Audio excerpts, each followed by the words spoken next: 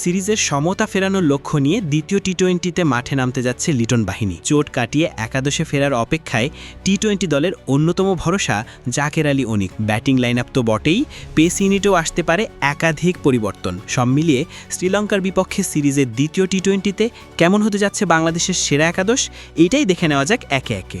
Opening position নিয়ে কোনো শঙ্কা নেই, পারভেজ ইমন ও তানজিদ তামিম বাংলাদেশের হয়ে ইনিংস শুরু করবেন। গেল ম্যাচে আশা জায়গায় নিয়ে শুরুতেও শেষ পর্যন্ত বড় পুঁজি পায়নি দল। সিরিজের লড়াইয়ে ফেরার ম্যাচে তাই ইমন তামিমদের উপর প্রত্যাশা বেশি। তারা যদি মারকুটে শুরু এনে দিতে পারেন তবেই কেবল ইতিবাচক আশা দেখতেই পারেন ভক্তরা। নাম্বার 3-এ অধিনায়ক লিটন দাস ব্যাটিং করবেন। ব্যাট হাতে অধিনায়কের অধারাবাহিকতা দলের জন্য বড় চিন্তার বিষয়। প্রথম টি-20তে 4 নম্বর পজিশনে ব্যাটিংয়ে নেমে 29 বলে 32 রান করে অপরাজিত থাকেন নাইম শেখ। এমন ধীরগতি ইনিংস খেলে একাদশে জায়গা ধরে রাখা কঠিন। তার উপর যদি জাকের আলী একাদশে ফেরেন তবে সংখ্যায় পড়ে যাবে নাইমের জায়গা। তবে কোনোভাবে দ্বিতীয় টি-20-র একাদশে জায়গা পেলে সেটা হবে নাইমের জন্য টিকে থাকার লড়াই। তাহিদ হৃদয়ের ব্যাট থেকে প্রত্যাশা অনুযায়ী রান না পাওয়া দলের মিডল অর্ডারকে করেছে দুর্বল। সিরিজের বাঁচা মরার ম্যাচে হৃদয়কে এবার শক্ত হাতে ঘুরে দাঁড়াতেই হবে।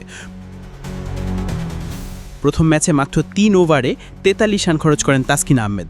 অভিজ্ঞ এই পেসারকে দ্বিতীয় ম্যাচে বিশ্রাম দেওয়া হলে অবাক হওয়ার কিছুই থাকবে না। সেক্ষেত্রে একাদশে ফিরতে পারেন মুস্তাফিজুর রহমান, তার সঙ্গে থাকবেন তানজিম সাকিব। শেষ পর্যন্ত একাদশ যেমনই হোক, সিরিজে টিকে থাকতে গেলে ম্যাচটা যে জিততেই হবে বাংলাদেশকে। আজ ডাম্বুলাতে লঙ্কা বাংলা দ্বিতীয় টি-20 শুরু, বাংলাদেশ সময় সন্ধ্যা 7:30।